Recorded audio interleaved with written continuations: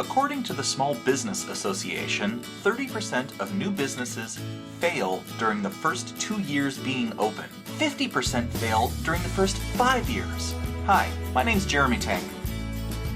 I live outside beautiful Seattle, Washington. And I'm a brand artist, consultant, and speaker. Over the last 2 decades, I've helped several $100 million companies build brands for aesthetic dentistry, body movement, hospice care, weight loss, and a ton more. I love discovering the unique magic inside every product, service, and brilliant idea. I believe small businesses are the key to real economic growth. So we're sitting down with interesting people, asking questions, listening, and revealing brilliant nuggets of knowledge you can use to build your standout brand.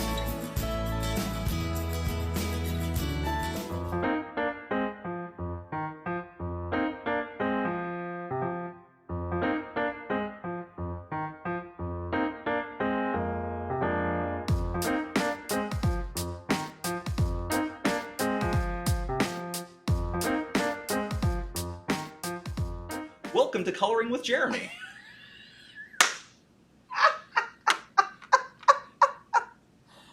Oh my gosh, okay. So, I have to pick a book? we have 60 minutes on the clock, just like so. Okay. And I'm actually taking this one, although if you want to look through it, I'm working on No, I don't want that one. this elephant. And oh, I like that. you can choose. I should just go with my first. You should just choose one and kind of go with it because you're not going to get through a whole lot of it. No. And that's totally cool because it's just, this is actually a little trick. And you told me you're not super coloring or not super interested in coloring and things. Yeah, I'm going to color this one because love. Oh, that's a nice one. I like that one. The whole thing I'm trying to do is actually, the stuff I've been learning, the stuff I've been reading is how the brain disassociates creativity and honestly overthinking and trying to answer things. Oh. And what I'm doing is this whole series to try and meet with business owners, meet with community leaders, meet with really interesting people with perspectives on things.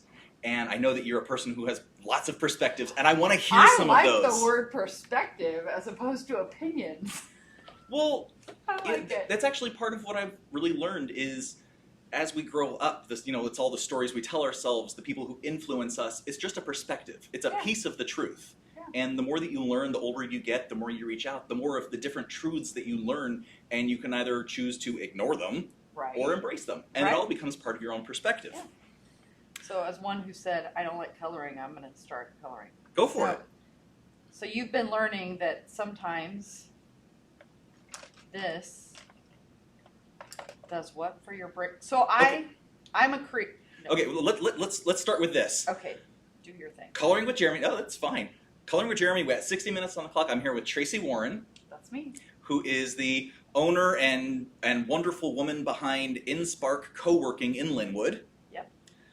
Is there anything you'd like to say about InSpark first? Because I got to tell you, I love that I've been to a couple other co-working spaces that are like in Seattle, and they're very high-end professional. I feel like I'm getting my pocket gouged just walking in the door, and I hate that feeling. Yeah. And I'm not a member here, but you keep inviting me back just to participate in your community and to sit and enjoy it. And I love what you've done with this space. I know. Come on, Jeremy. Come on. I know. What I love about this though is it really is a community space. It's so easy to walk into and feel comfortable. You get a lot of people in here who are just really enthusiastic and friendly and open, and I got to be honest, that's not always the experiences I've had since moving up to Washington. And that I lived here my whole life, and so when I hear Seattle freeze, it makes me sad because that's not who I am, and I've also been kind of wondering if Seattle freeze is partially a mindset. You know, the reticular activator, right? Like when you're buying a car, there's a name for that thing where you start seeing that car everywhere. Oh, yeah. Well, I feel like if you say it's hard to connect with people, the Seattle freeze is real, then you're going to see that. I can absolutely see that.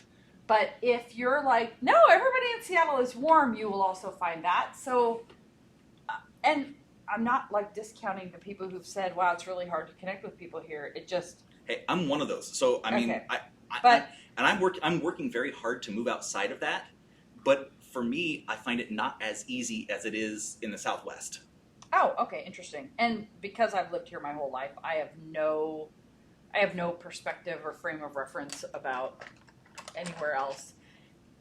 But I also love what you said about like your experience at other co-working spaces. I don't love that that's been your experience, but the best Yelp review that I've ever gotten up until now was, it's not all hipster like most of the places in Seattle and Bellevue, and that's just fine with me. And I was like winning, not hipster. Well, and it's funny because it's so true though. But Linwood, just as a general rule, isn't hipster, right? So I look at that and go, oh, interesting. And then I go to a place like there's this beautiful space. It's not actually a co-working space, but it's this beautiful space in Seattle. It's more of a social club called The Collective. Super hipster. It's beautiful. It's beautiful. It's in, it's over by Amazon and all that, but it's super hipster. Yeah. I gotta be honest. Artisanal beer. I know that this is like Amazon town, and I think I haven't done it consciously. I've never actually made it over to wherever Amazon is, and I'm not exactly sure where it is. Oh, okay. Well, it's just not Mercer Street off ramp, downtown Seattle. Okay. There's a whole bunch of Amazon down there. Which is good for them. But yeah. I don't want to be, I don't enjoy going to downtown Seattle, and part of it is... Nor do I, which is the reason I'm like, I've not done that. Traffic is yucky. And I think part of it is just I'm not as familiar with where to go for what. So, like, where do you park? And I think there have been times when I'm like, I just want to pull into the closest spot. I dread that every time. Oh, yeah. Like, and so then I end up paying... $14, $15, $20. Yeah.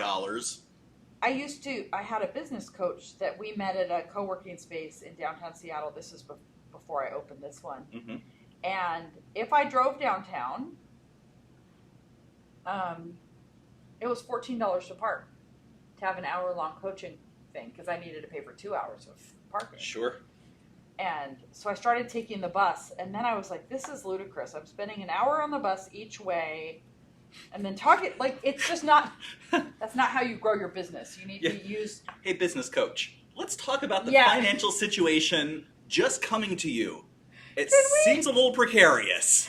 Can we please just meet by Zoom? And I love meeting in person. Like, yes, ideally I want to meet in person. And I feel like there's a lot of specifically women in business, I could be completely off on this, who just do things because they feel like they should. So they network themselves to death. They never grow their businesses. Oh, you had a great live stream or some post on Facebook that you were talking about some of this.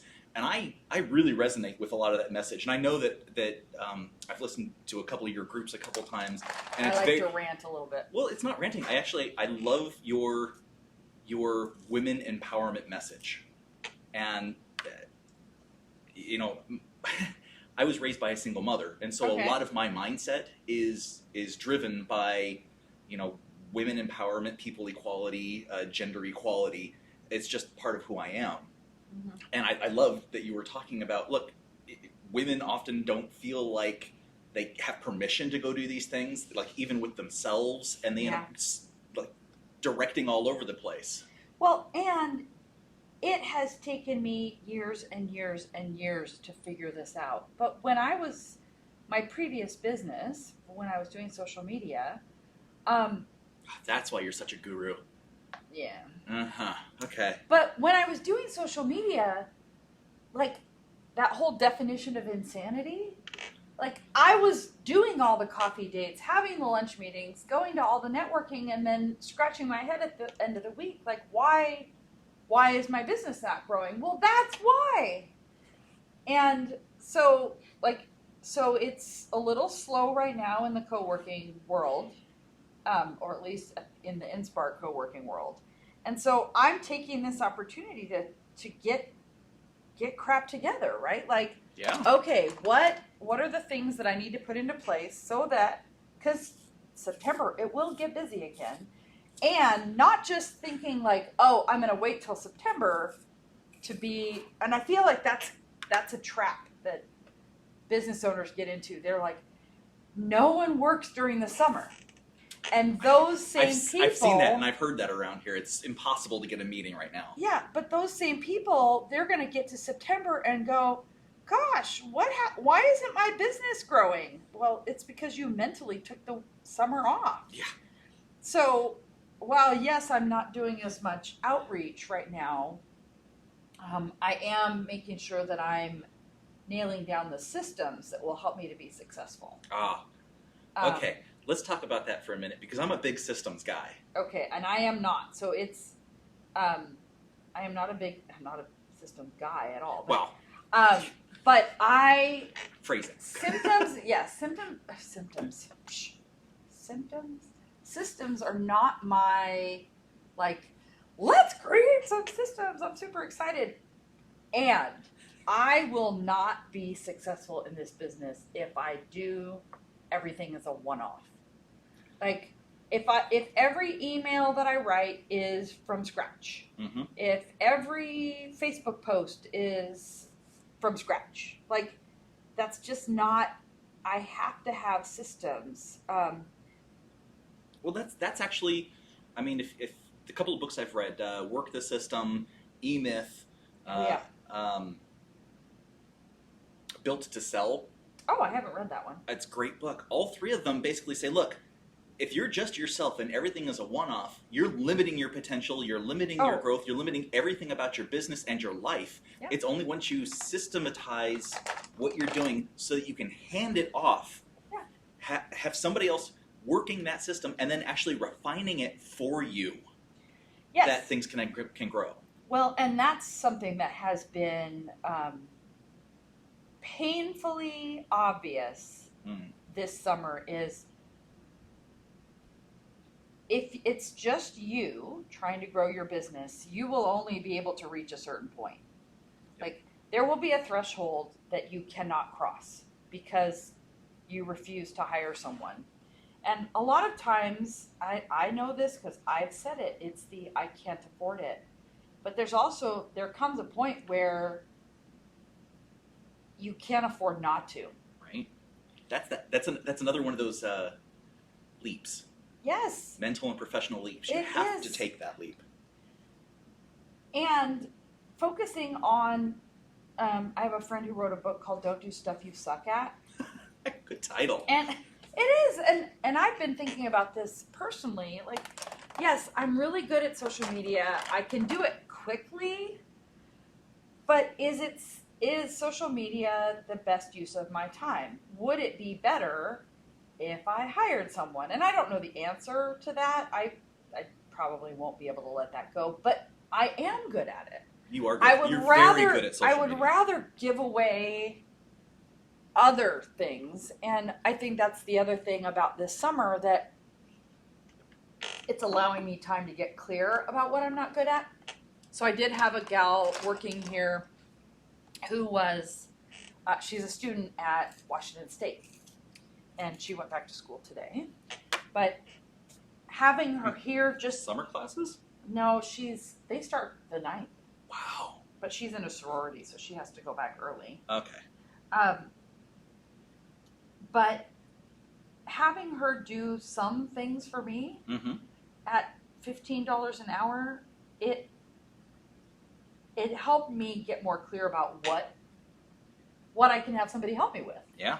And the other thing that's super important for me is to make sure that while I'm paying someone $15 an hour, that I'm actually doing something that will generate revenue. Yeah. Like, sure, helps. I could pay someone to open InSpark every day and come in and wipe tables down and do all those sorts of things. But that doesn't mean I can sleep in. Right. Right? Like, I mean, I could, but that's not an effective... That's not actually moving everything forward. And well, and I think too, so I'm in a networking group where I'm not getting a lot of return. And so I'm probably going to end up leaving this group. But some people in the group are like, this is you guys, sorry. Yeah, I know, they're not, here's the deal, they're not paying attention, which is part of the problem. I think that's true with a lot of networking groups. That's why I keep testing out different groups, and I'm like, nope, it's not for me, because a lot of them are not paying attention to so much right now. Yeah. Well, but some people have said, well, Tracey, you should just, the family aspect, you should stay because of that. I'm like, okay, that's a terrible business decision. Yeah. And if I'm trying to be, an example for women in business, then that's not how I make my decisions, right? Like, again, like you said, that is a terrible business decision. It's a terrible business decision. Like, networking can be effective. I actually liked what you said on that live cast the other day, that if you're going to all these networking groups over and over and over again, you're getting the same sort of responses and meeting the same people, and yeah, it's a little bit family-like, but it starts to become a dysfunctional family, because the point you're going to these things is to meet other people who can help your business. Yeah. Well, and there's a group that I've been to where it's obvious that, yeah, they all spend money with each other. Mm-hmm. I'm like, okay, that's also not growing anyone's business. Like, trading money around? That's just short-term stagnancy. Yeah, and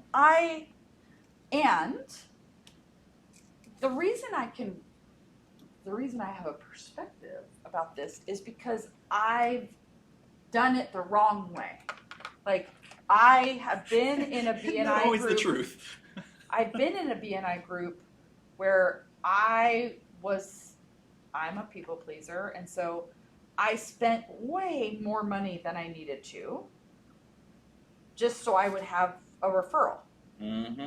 And I am in a position now, like, I make responsible, wow, this is a good affirmation. I make responsible decisions about where I spend my money. Nice. And I love it when I say something out loud. And it's captured on camera. I'm finding all the fun colors. By the way, this was a 180 color pack. Oh yeah. So there's all kinds of colors you will not find anywhere else in here. Yeah. And I've had this since high school. Oh my gosh. But yeah, I've made the mistakes.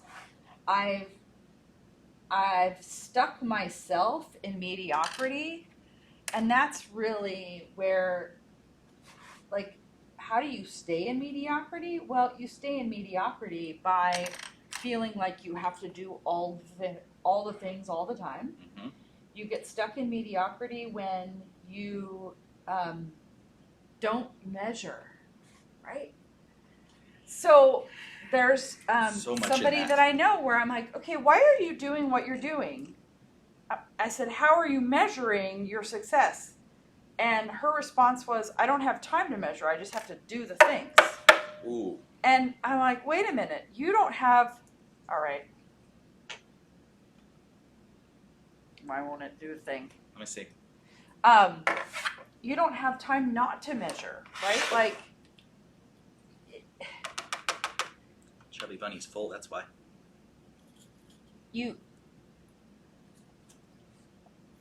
Now, on the point of measuring, so measuring is like the systems thing. Like, if you actually want to move, then you've got to know where you're going, have a way to get there, and then measure against the distance. Well, yes. And, yes, for sure. I didn't want to just yes and you. That's but it's how do you measure your success? Oh, I know what I was going to say about that is that it's not always about the ROI. So I used to do social media. Mm-hmm. I got really tired of answering the question about ROI because there's all sorts of things we spend money on in our business that we never measure the ROI, like our telephone. Mm-hmm. We pay our cell phone bill because we have to, not because I'm going to make for every dollar I spend on my cell phone bill, I'm going to make this. But yet, for some reason, that's how people look at social media, and that's not how that works. And the same thing with like people who do events. Like I'm going to go to all the events and I'm going to pay for a vendor table and it's going to be amazing. Mm-hmm. And they're spending $100 for a vendor table. They're spending 8 hours. They're maybe making some sales and they're never looking at it. They're only looking at it as, well, I made this many sales, and they're not valuing their time. Like, you're spending 8 hours, your time has value. Well, and let's also look at, if they actually make the tablecloth or, any other materials that are... Oh. Is it working? It was blocked. Okay, I got it. I know how to use a pencil sharpener. Well, the other thing about these pencils is Prismacolors have exceptionally soft lead. Oh. So if they are dropped too many times, what happens is the lead inside of the pencil breaks. Oh, yeah. And then when you go to sharpen it, it actually just pulls right out. Oh, that's no good. Okay. So it happens. It happens. Like many things in life, it happens. We adjust. We keep moving. So what were you just saying? I've got no clue. About time. We were talking about time and money and success. Oftentimes I've found in businesses I've worked with, they calculate the ROI of the event by how many leads or how many sales they've made. They calculate it by the cost of the event and some of the materials, but not any of the time that it took to write the materials, to figure out, is it the right message? Is it on brand? It's on brand. I know. But then, getting standees or tablecloths or anything else, driving around town, none of that, frankly, factors in. But all of that should. Well, and the statistics however we got talking about events, yeah. But the statistics around how many people actually follow up from events. Oh, yeah. Is crazy. Like, you spent all this money and time, and then you don't follow up with the leads, especially, so there's an event that I've gone to the past couple years. It's the Small Business Fair. Mm-hmm. It's coming up, but there are people I specifically, I make a plan when I go to an event. So I'm strategizing my own networking. Yeah. I look at the list of who the vendors are. I knew I liked you. And I identify, I'm really interested in talking to this one. Because this particular, anyway, there's some very quirky things about this particular event. Mm-hmm. So I know I don't need to meet everyone. In this area, there's still a ton of people who have no idea what coworking is. But I go through the program and I plan my networking time. Smart. And then I'm like, oh, yes, I would love to talk to you. I'm fascinated by your business. Maybe I need to whatever. So I remember last year there was this accounting firm that I met, but they were doing something really cool. And I followed up with them with an email and said, hey, I would love to chat with you more. Nothing. I'm like, why do you spend $200 to be a vendor at this event, make these great connections, and then you don't, that doesn't make any sense to me. It blows my mind. And maybe it's because they're not the business owner, and so maybe that's it. They don't have as much, there's not as much buy-in. But I really wanted to talk to them. But every person you meet and everything you do can impact your business. Absolutely. Absolutely. I want people to be successful. And part of why I love that about you. Well, part of why I do what I do is that there was a time, well, a lot of time in my life when I didn't believe in myself. And I had people around me who were cheering me on and spurring me on to do things that I wanted to do, that I believed I could do. Or maybe I didn't believe I could do it, but they did. And so because they did, then I was able to accomplish. Well, I want to pass that on. And I want to, it doesn't have to be a hustle and a grind. Yeah, I don't really understand the hustle and grind thing. Like, I hear that a lot. Oh, you got to get out there and hustle. You got to get out there and hustle. And I'm like, look. Mindset. Yeah. Yeah. Like, I honestly know that what I provide is of value to people. And the people that want to work with me, that understand my perspective has value, I would rather wait and talk with them and say, yes, there's some synergy here. Let's do something. And I think there are times when you need to hustle. Sure. But I feel like you're going to get a lot further, a lot faster by just doing what you say you're going to do and then doing it. Gee, how rare is that today? I'm kind of shocked at how rare. Okay, so let me tell you a story. Back just after I graduated college with my bachelor's degree, I joined an ad agency. And I quickly became an art director with them. And my boss was like, all right, here's the vendors we're going to work with. And he started naming off vendors. And we had like big printers and big foil stamp shops in Phoenix. And we did a lot of that kind of fancy letterhead and stuff. And I went, why are we using this person who is literally down the street, who is not a good business person, who is not, like, it's literally a foil stamp shop in the back of this rundown house off of a back street, and they just happen to buy a foiling machine, and that's just what they do in their spare time. And that's where we did the business. And I would go in there, and I felt awful talking to these people. Frankly, they were not good people. They were not great people. They did not run a good business, but they delivered. Every time they stayed up late, they worked weekends, they did whatever was possible, and they delivered every single time. And that's why we kept giving them business. Because when we give it to a big shop, we would get bumped for other jobs. Or they would come back and say, well, this is wrong, we're going to have to charge you another $4,000. Or, I mean, that happened so many times that we started using these other businesses. And as I've gotten older, I kind of went, okay, I understand a little bit more because of how many businesses have let me down. Yeah, yes, 100%. I've had people in the past who, and I know that I'm not perfect, right? And so, well, none of us are. If we could just carry that conversation forward, though. Yeah, and so so when it comes to people who do what they say they're going to do, like, I'm also just going to own it when it's my mistake. I made a mistake.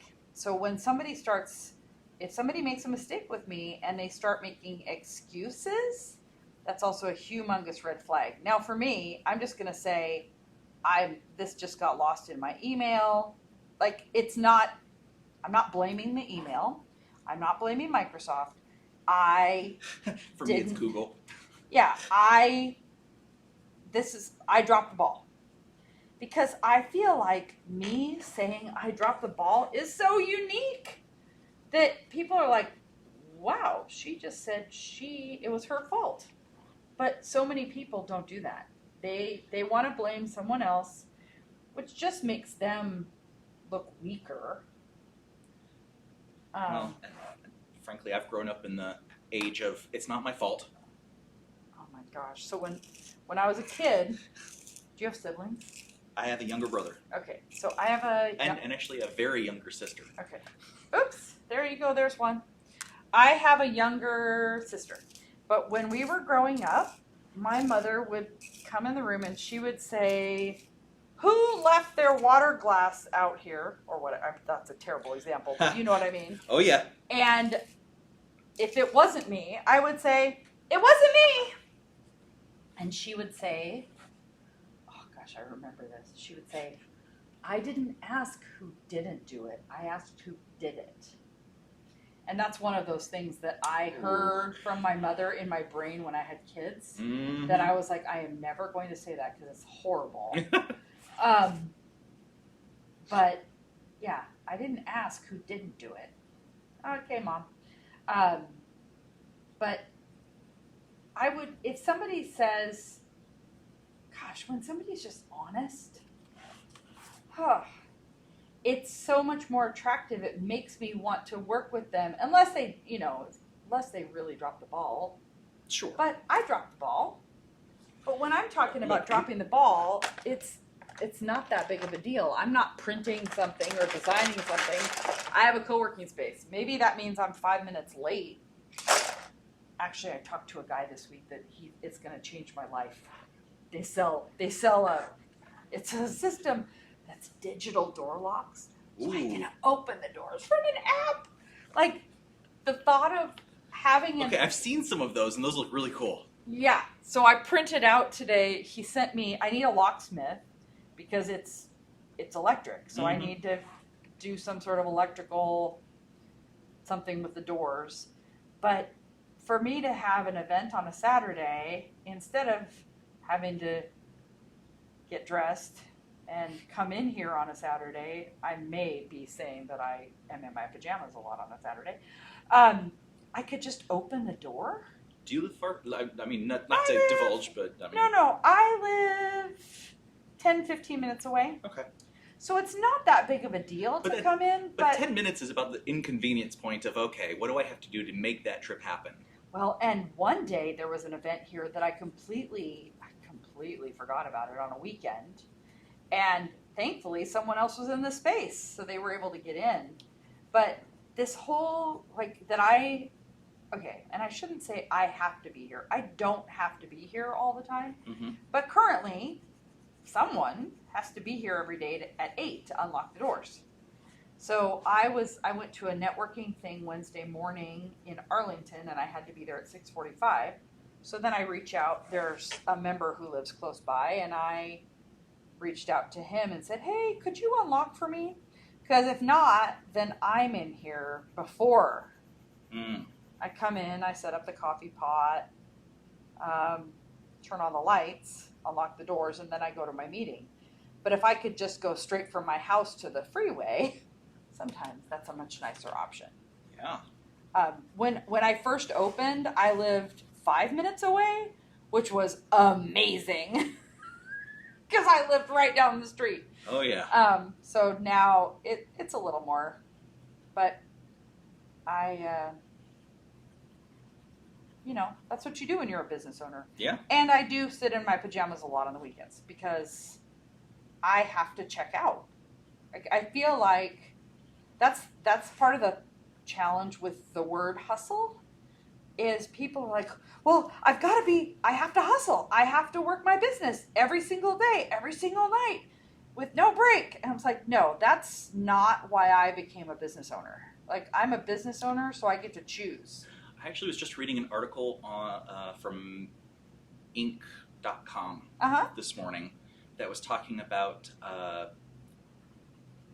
business owner or founder depression.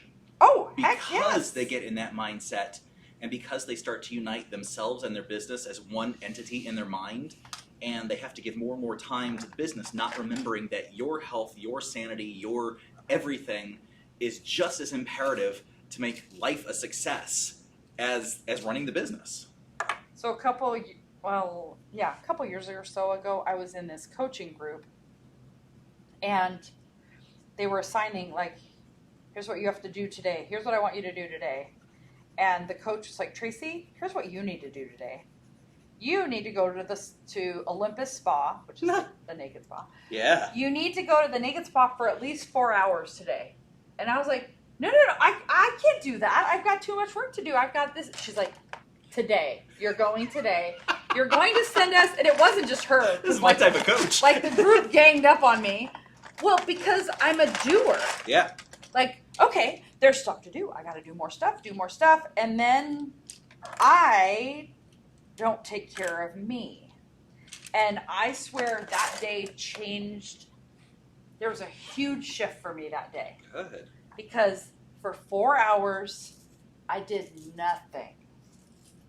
Nothing. Okay, Like, you this can't is do a high anything. five. Come on. Nice. You can't do anything. Yeah. Because you have to, like, even one time. So now I go regularly. Good. And even when I go, like, one time I brought a book. And it depends on how tired I am. Like, if I sat in the 90-degree room and read a book for an hour. Like, this is so cool. But just to be... to me, that's just regular body maintenance. It is. You have to do it, but so many people don't. Well, and so here's one of the other things is, like, mom guilt. Okay. Oh, Like, yeah. Who the heck, where did mom guilt come from? Because there's no such thing as dad guilt. Dads don't feel guilt. Well, okay, wait, I shouldn't say it. Let me rewind that. Dad guilt is not a term that is regularly discussed. Nope. And now, that doesn't mean that dads don't feel guilty, but I was chatting with somebody the other day about, like, moms and pregnancy and miscarriage and how, like, moms are so trained, like, you don't tell anyone you're pregnant until you're 12 weeks pregnant, because then it's a pretty good chance you're going to stay pregnant. But then if you have a miscarriage, nobody knew you were pregnant, and so they can't show you empathy or sympathy but so what is that? Like, where'd the community go? This gal I was talking to this morning, I'm like, people over party, people over politics, right? Like, people need to be first. Okay, you are so much more artistically inclined than me. I'm like looking at your thing, and it's kind of amazing. But thank you. That's why you're a graphic designer. Again, I started life as a fine artist. Oh, that's and right. Actually, the reason colored pencils versus the pens or markers that you asked about is because colored pencils were my first medium. Oh, well, there you go. So this is something I'm very comfortable with, and I can carry a conversation on and activate both hemispheres of my brain simultaneously. Crayons were my first medium. So. I have crayons too, but that's okay. Maybe I don't have crayons, actually, now that I think about it. But anyway, this whole moms and dad, men and women, like, a lot of times when I talk about the differences between men and women, I am painting seriously broad strokes, because I know that it's not true for everyone. But what I have seen even here at InSpark is a lot of times the men who come in here, they come in first thing in the morning and they work all day. Yeah. And the women come in at 10 and they leave at 2:30 because they had to get their kids off to school, and then they have to pick up their kids. Now, obviously, somebody has to pick up their kids, but I think that a lot of times women use mommyhood as an excuse why they can't be successful. And instead of figuring out, like, okay, what's possible if? Like, ooh. I love to deal in... I love that. What's possible if? Right, like, what if one day a week, like, I trade? So you pick up the kids and take them to your house, then the next day I will do the same so that we can... But I think we paint ourselves into this, I'm a mom business owner, which means I can only do things this way. Mm-hmm. Instead of, like, I wrote down the other day, like, I'm a purveyor of possibilities. But I'm an opportunities and possibilities gal. Like, what is possible? What else is possible? Like, what if you weren't painting yourself into this little box? What's possible? Mm-hmm. One of the things that I think about a lot is lowest common denominator marketing. this is basically anything you see on television is lowest common denominator. In fact, the other day I'm watching and there's a commercial, and I won't call out the brand name, but their commercial, the tagline at the end of their commercial says, "It's light, it's clean, it's foam." And I'm like, that says, you just told me nothing. Now, they paint a picture up to that, but it's light, it's clean, it's foam. Like, when somebody says, somebody once sent me a video and she said, "Hey, can you watch this video and give me your honest opinion?" And I was like, "Okay, you asked for my honest opinion, right?" and she said, "Yep." I said, "Okay." So I watched that video, and here's the problem with that video. The company name, if you took the company name out and you put a blank there instead, I can think of 10 other companies that I could put in the blank. So it doesn't mean anything because it doesn't. It's too vague. One of the other things that I talk a lot about... That's a lot of marketing today, honestly. A lot of it, like they're trying not to offend. They're trying to minimize the risk for the business, minimize the risk for the dollar spend. And it's so generic that, frankly, I don't know about you, I ignore probably 90% of advertising. I just flat out ignore it. What's funny to me is that I have raised two cynical children when it comes to advertising. So my kids are 19 and 24, and they watch TV, and they're like, psh, like, "Oh, we better go buy our car this weekend because it's the 4th of July sale, and they're never going to have a sale ever again." Ever again. Or Macy's, the one-day sale, like, "Oh, they're never going to have a one-day sale ever again. We better get there." But, so the problem with the lowest common denominator marketing is that if you are a business owner and you are following what they do, it's invisible. Yeah. Right? So I was talking about this the other day. I went to a networking event a couple years ago, and it was Cyber Monday. And there were a number of... I'm sorry to interrupt you. I hate Cyber Monday. Okay, so I knew this was going to happen, but there were some companies that in the spring, they did Spring Black Friday. I saw that. So now somebody's doing Summer Black Friday. They did a Summer Black Friday in July. And I'm like, okay, we're going to have a Fall Black Friday. Like, it's kind of like got milk. Okay, first of all, that's terrible English. But now you've got all these people saying, got co-working? Okay, no co-working space would ever do that, by the way. But got coffee? Got ice cream? Well, how about one blank at a time? Changing lives, one car at a time. Yeah. Changing lives. I'm like, one blank at a time, like... Oh, wait. It was something new. My favorite. The most trusted and innovative. Oh, like, you should see my husband when he sees an IBM commercial. He was like, they famously say nothing. Like, fast internet speeds. Okay. Blazing fast. What is blazing fast? What is blazing fast? Am I being too loud? Okay. I think we're the only ones You're here. very excited. It's great. Okay. Yes. But over here. Are you kidding me? oh, blazing fast speeds, like that doesn't mean anything. But Right. but I think so the kind of story I tell, like when I'm speaking at events, is instead of having a Cyber Monday sale, have a Talk Like a Pirate Day sale. Ooh. Right? Like September 19th is Talk Like a Pirate Day. Now that's unique. Yes, how fun. And you could make it totally fun if it's in line with your brand. Yeah. Right? Like, I've been looking up fun holidays, and it's like Ice Cream Sundae Day or Donut Day. So I just learned of I think it's a bakery in Chandler, Arizona, where I used to live. Okay. And it's like the Spooky House Bakery or something like that. And their logo is this little ghost over a cake.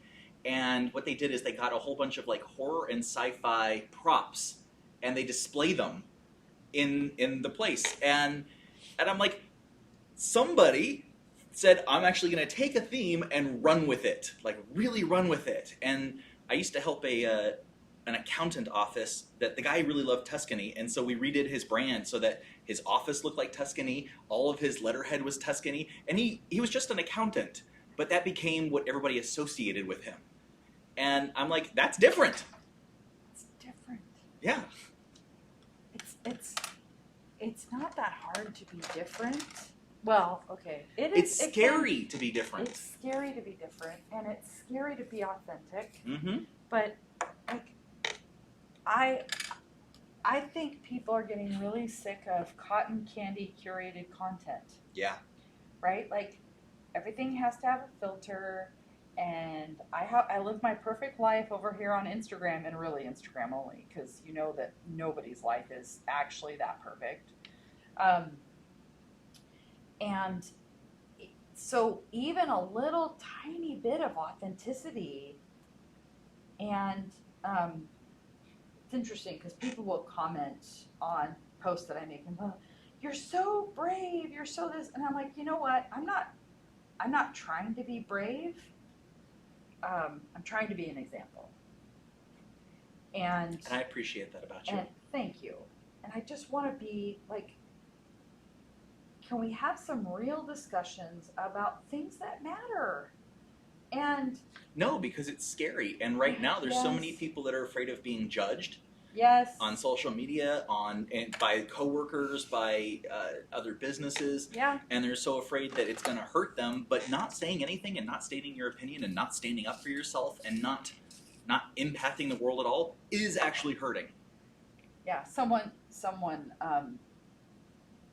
Someone actually told me that she wouldn't invest. She had thought about investing in my business, but she didn't invest because of my political beliefs. And all I thought afterwards was, oh, that's interesting. May I borrow this one? Yes. Thank you. Like, she never asked me about my political beliefs. People just make assumptions, and we need to cut each other some slack. And you're absolutely right about people are worried about being judged, and we have to be so careful about every word that comes out of our mouth. And that's exhausting. It's exhausting to try to live that way. Mm-hmm. Because... And you wonder why anxiety rates and depression rates and all these other things are on the rise. Is because, I don't know, I think it's because we're so worried about all those things that we can't just, frankly, sit down and color. This gal that I was talking with right before you got here, we were talking about like this whole idea of cotton candy curated content, and she says, yeah, like, can't we just share that we're having a rough day? And I remember the time that I tried to share I was having a rough day once. What happened? Some people were like, some people were like, oh, that's too bad. I hope your day gets better. Okay, that was nice. It was what do you mean you're having a bad day? You have so much to be grateful for. Like, people were judging me for having a rough, I'm just like, okay, I was just trying to get some support. Mm-hmm. And I've been there. Yeah, this is way more fun to actually talk to somebody and color than I thought it would be. I'm just telling you that because you know. Thank you. Thank you. I was dreading when you brought the color thing. I was like, oh no, we're gonna color. What are we, 12? No, just kidding. 12-year-olds don't color. And actually, that's kind of a funny story. I'm gonna tell you a funny story about my kiddo. Yeah. My son, I have an opinion about like when teachers require students to color something in as part of the project. Like, here, you have to color in the states of the map. I'm like, does coloring it in really help you learn? And maybe it does. Somebody can correct me on this. But my son, like, the last thing he wanted to ever do was color something in. And so when he was in like 6th grade, my daughter was in 2nd grade, he would pay her to color in his homework. Because he always had money, so he'd pay her $1 or $2 to color it because she liked color. Sure. And yeah, I said, Brandon, once you go to high school, you won't ever have to color again. And I should never have said that because they still had to color something in high school, and some teacher somewhere is going to say, well, the reason you color is because this, and maybe there's a reason, but to me, just seems like a busy way to. Okay, I don't want to go down this road, but so what are you really excited about in your business right now? I'm doing a couple different things that are sort of exciting. One is actually starting this series because I've met so many neat people, but frankly,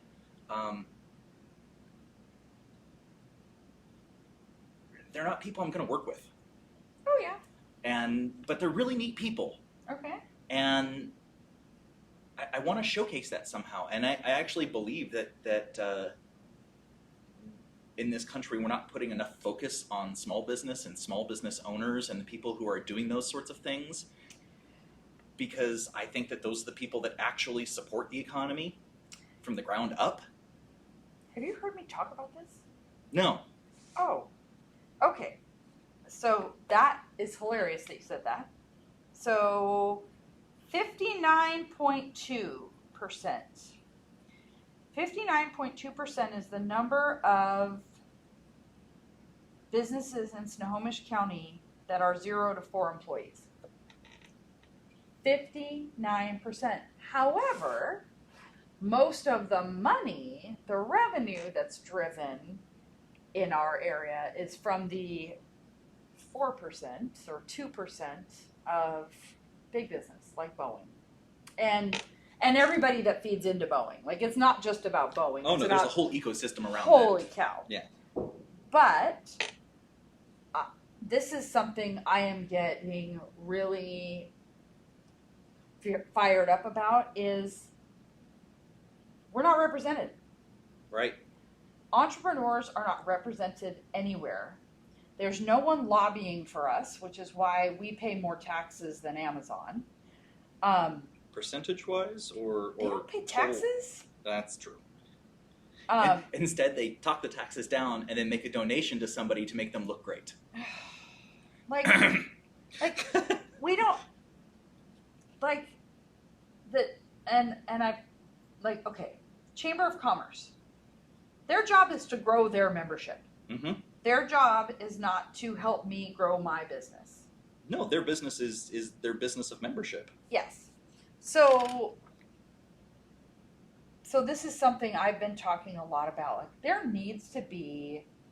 we need to be having more discussions about this. Like, I follow this leadership coach. Her name is Tara Newman, and she talks about how if entrepreneurs don't learn how to take care of themselves, they will be an endangered species. Because I don't know what the rate of male entrepreneur burnout is, but I do know that for women it's very high. That they're burning out, they're getting adrenal fatigue, they're developing autoimmune diseases. Oh, sure. And it's because we're just doing and doing and doing and doing. But when it comes to entrepreneurs, we have to be our own voice. But what does that even look like? Like, this is something I'm kind of wrestling with. Well, and in the age of kind of like we were talking before, people are afraid to speak up, people are afraid to stand out, people are afraid to do anything. That certainly doesn't help any of that. Right. So I've been reaching out to people locally and like, can we start a conversation? Like, can we, like, and this isn't about where I fit in. This is not about me and InSpark. It's about going back to, I want to support women in their businesses, people in their businesses. It doesn't have to be women, but the reason I focus on women is because they tend to be the ones who act as if they need permission. True. And if you ask them, do you think you need permission to be great? They'd be like, oh no, but they act like they need permission. We have there's a member here, Nathaniel. Most of the men who have memberships here have a cubicle. And then there's Nathaniel, who, what's crazy about some of the people here is how much I adore them, and I didn't even know them when I opened. And Nathaniel's one of those people. And the other day, I said, I think I'm going to give up coffee in, wow, I'm going way off topic. I'm going to give up coffee in August. He's like, I don't think you could do it. I'm like, what the heck is that? He said, honestly, Tracey, you have so many people who support you. I just need to be the naysayer. I'm going to be the naysayer. I don't think you can do it. I was like, okay, see that? I'm helping just from the exact opposite side. Yeah, like I'm going to do the reverse psychology bit. Uh-huh. Yeah, I don't think you can. You'll fail. I'm like, Jeez. oh my gosh, you are so funny.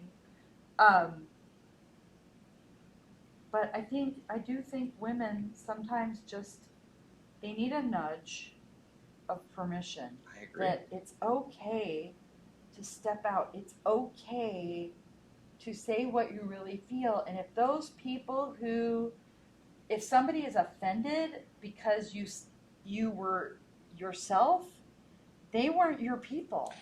You're not meant to work together. But so many, it is, you're right, it's scary. I was at an alumni event a couple weeks ago. It's scary for me. Well, just owning my business. And I have become extremely aware of I'm white, I'm male, therefore I'm privileged. And I don't feel it because I feel like I'm struggling a whole lot. Yeah. But I'm told that, and I just have to accept it. White, that's a whole nother, like, we could talk for a whole nother hour about the issues around race and color. Yeah. Race is color, sorry. But, the fact that I did a rant about this on Facebook because the federal government has a term for women and minority-owned businesses. Okay, please. I know this one, but Disadvantaged. which is such bull stuff. But if you think back, so I can't remember I think it was 1973. 1973, oh gosh, I'm probably making up a number. Women weren't even able to get a credit card without their husband. Yeah. So I understand, like, there in 30, 40, 50 years ago, there really were some just inherent disadvantages to being a woman-owned business. But, like, what can we do to like, I'm not disadvantaged. And I don't want it. It's just a terrible word. Yeah, it really is. And I get it, right? Like, but do we have to label anything? And the whole white, oh gosh, that just makes my heart sad. Because I've lived in Seattle my whole life, right? Like, I have always seen Seattle as a melting pot. And it was interesting. We had this event here once, and a woman said, who was here, she's an inclusion specialist. She's like, you can say you don't see color, but that's not actually accurate. And then she told a story, and I was like, oh, I guess you're right. I really do see color. Now, what do I do with that? And I remember my husband and I were chatting about that this weekend, and I said, I went to college in Spokane, and Spokane is not as racially diverse as Seattle. And there was an African-American couple that came in, and I was just being friendly because I kind of got the impression that was not the case that would always happen to them. Mm. And they actually complained to the manager that I was flirting with the husband. I was like, good night. I was just being friendly. And I was 20 years old, right? Like How many people are just not used to people being friendly and open, Yeah. and frankly, that puts up their guard because they feel like someone's trying to take advantage. The other shoe's gonna drop. Something bad's gotta happen. Oh, yeah. Nobody can be this nice. Nobody can be nice. And it's like, no, people can be nice.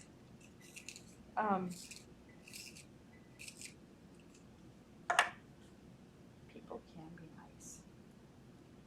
So, okay, so funny. I was talking about you and your wife this morning. And again, somebody's like, oh, she sounds awesome. Do you have her card? I'm like, I will get you her information, because I was talking about her laser. Pew pew. Yeah. When people find out they can have an acupuncture treatment with a laser instead of needles, it's like, yeah. Yeah, so many people are afraid of, they're afraid because they don't understand. And you know what? That's a good analogy for everything, right? Yeah. They're afraid because they don't understand. Oh, I know where I was going. I was telling you about this alumni event I went to recently. And I was in a group of people who I could have been their mom. Like, they were all graduates from the 2010s. And then there was me. And somebody said something about, like, I would love to learn more about how to, share my opinion without blah, blah, blah. I don't even remember what she said. But I kind of grabbed the table and I was like, and they're like, oh, Tracey has an opinion. And I said, it was right after the Women's World Cup game where the women won 13-0. Oh, yeah. And I was like, look, you have to just be you. Because, there are going to be critics. I think about that game, the women were completely shamed and ridiculed and etc. on social media because they were celebrating after every goal. I said, if that was a men's soccer team, we wouldn't be having this discussion. Right. And then I was talking to one of the gals who works at the alumni office about our discussion, and she said they're terrified. They don't know how to do it. And I will say, I didn't know how to be me when I was 20 or 24 or 25. I put a lot of pretending on. Oh, I played all sorts of roles. And I knew that because I did that when I was in high school, right? Like, everybody thought I was the happy one, and I was not happy. And so I'm aware of that even now. It's like, I'm still the happy one, but I really want to be genuinely happy and not just like, oh, I'm the happy one. Yeah. Okay, I'm actually going to cut you off there. Yeah, because it's been an hour. Because it's been an hour. Timer says it's been an hour. So just to wrap us up, what do you want to share with any of the audience about InSpark? Where can they find you? How can they find you? So let's make sure anybody that really resonates with what we're saying and everything can find you here. Okay. Only cool people are allowed. Okay, so if you're not cool, then sorry, you're not invited. Just kidding. We'll help you be cooler is what it is. I'm at InSparkCoworking.com. Actually, joininSpark.com works kind of better because it's shorter.